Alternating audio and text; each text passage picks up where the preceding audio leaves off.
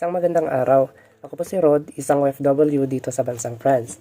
Pagkatapos ng aking trabaho ay napag-isipan kong mamasyal muna sa isa sa mga landmark dito sa bansang France. At ito ay ang Place de la Concorde. At isa ito sa mga Royal Square dito sa Paris. Paglabas ko nga ng metro ay ito na agad ang bubungad sa iyo. Ang kanilang magandang struktura na nakapalibot sa parking ito. At meron ditong basketball court, tennis court at iba pa. Dito rin malaya ang mga Franses sa kanilang pagja-jogging.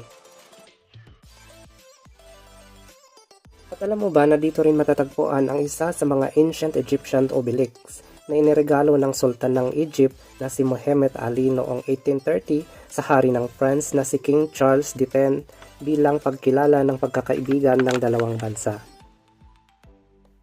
Ang obelisk ay naitayo noong panahon ni Paraon Ramses